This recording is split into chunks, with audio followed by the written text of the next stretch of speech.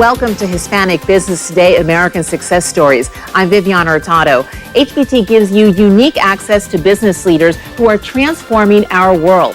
They'll share wisdom from the front lines and great business insights.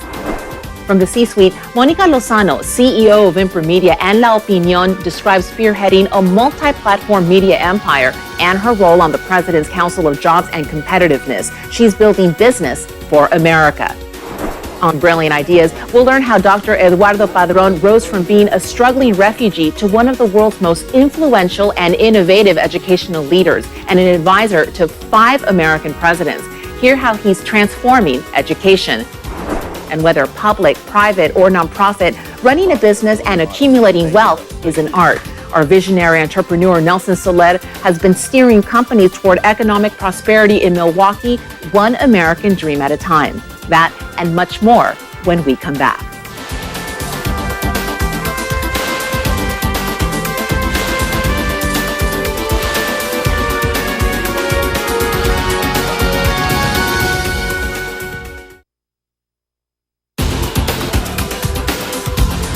Welcome back. CEO of Impromedia, Mónica Lozano, is seeing her business boom while mainstream print media outlets decline. We asked this influential business leader how she stays competitive and brings her business savvy to the White House.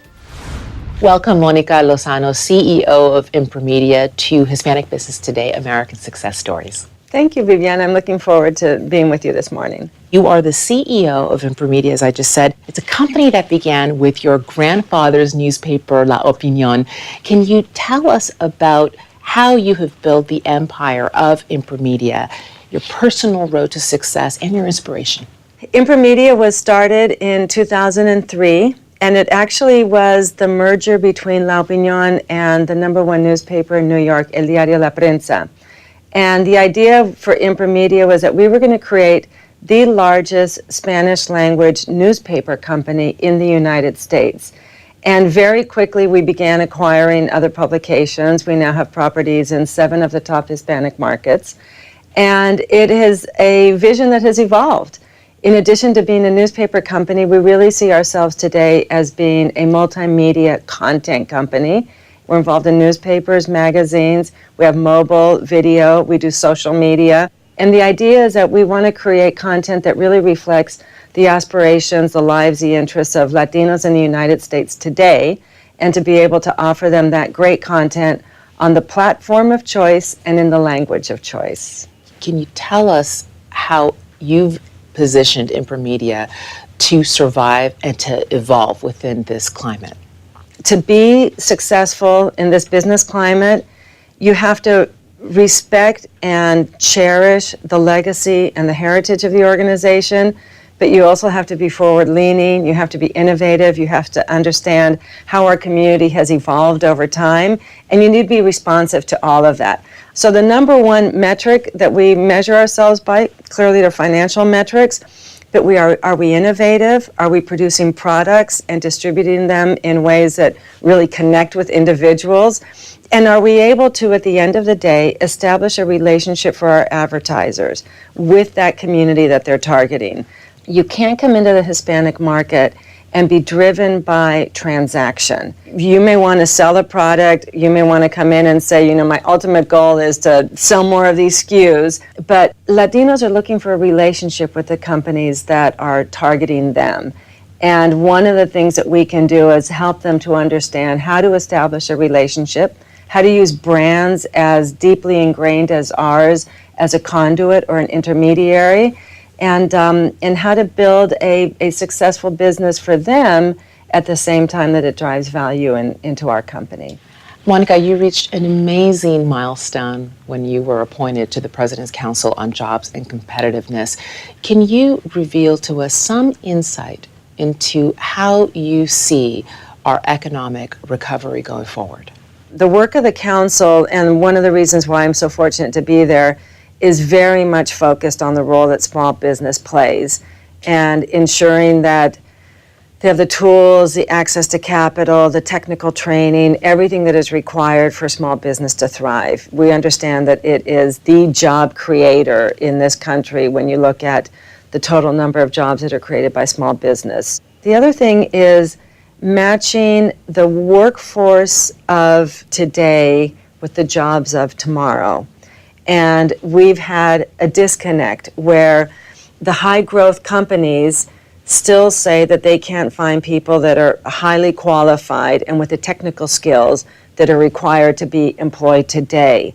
So we have an opportunity to look at workforce development in a really different way. And because Latinos are so young and are the ones who are entering the workforce at the greatest rates and actually have, in spite of the high unemployment rates, typically tend to be, actively engaged in both work and job creation, this gives us an opportunity to really put both of those things together, which is workforce development, the important critical role that small business plays in an economic recovery, and then having a voice like mine around the table that can gather the sort of inputs that organizations like the USHCC and others can provide so that we can be a conduit up to the administration. You serve on 2 Fortune 50 boards, the Walt Disney Company as well as Bank of America. Can you talk to us about being a Latina and how that has impacted your entrepreneurial vision? The fact that I'm a Latina sitting at the board table, I think is important for lots of reasons. One, because both of these companies are consumer facing and need to identify areas of growth. And clearly the U.S. Hispanic market continues to be underpenetrated and an area of tremendous opportunity for any company that wants to thrive in the United States. So being able to provide that perspective as we talk about issues. The other thing is in talent development. And one of the most important things that boards do, in addition to working with the CEO on strategy, is to make sure that there is succession planning and that there is development through the pipeline up to the C-suite. Because we all know that having diversity around the table, you make better decisions. Decisions are informed by the life experiences and the educational experiences of the people around the table. The companies actually do better when they have diversity in the boardroom. With so many young professionals coming up, so many young Latinos who maybe don't have CEO parents in their lives, what do you have to say to them? What are some secrets that can help them succeed? You got to come in every day feeling passionate, wanting to have fun, recognizing that not everything works out perfectly, that there are failures along the way. You'll learn from those failures. And the other thing is you never know where life takes you. When you make a choice, you make it in the moment, but you're not really sure what that means 5 or 10 years from now. So allow yourself to explore. And the one thing that will follow you through the entire course of your professional life is your reputation. And so make sure you keep your reputation intact. When you think about what do you want people to say about you, be really clear that that should be what's driving your every decision.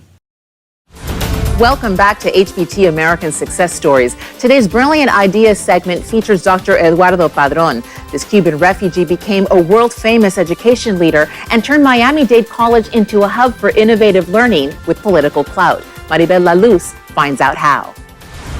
Dr. Padron, thank you for being with us today. Thank you. It's good to be here with you. After earning your master's and doctoral degrees in economics, you returned here to Miami-Dade, your 2-year college, and never left. Why? I did a year of high school here, and when I finished, I applied to a lot of universities, and they all rejected me. This was the only place that opened the doors to me and extended, their hand to me. And I felt that I had an obligation, since I have benefited from what this school did for me, to help others achieve the same goals. And I've been doing that now for many, many years, and I don't get tired of it. I think this is, a dream factory where people of all kinds, regardless of income level, regardless of race, regardless of anything, will come here and transform their lives and become productive citizens. And there is no greater reward in life than being able to help people accomplish that.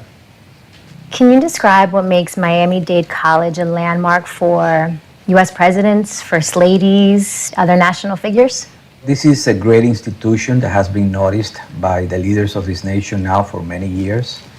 We have had the opportunity to host here American presidents, 5 of them, as a matter of fact. The last one was Barack Obama. And we have had first ladies, Secretary of State, leaders of all, not only political leaders and international leaders, but people of all kinds who are leaders in their field.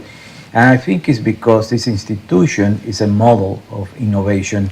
It's a model of opportunity. This is a place that basically represents the best hope for America to be able to move into the 21st century in a leadership position. How do you believe the U.S. economy has benefited from the example that you've created here at Miami-Dade College? We work on the belief that every human being has potential, that there is talent in every one of us, and we all need the opportunity to harness that talent. And that's what we have done here, I think, very well. The globalized economy is a different world. People need to have skills. People need to go to school. In the 20th century, going to a university, going to college was a privilege. Today, it must be a national imperative. What can you do today with a high school degree, other than to get a minimum wage job and stay in the cycle of poverty for the rest of your life? That's not the American dream. That's not what this country stands for.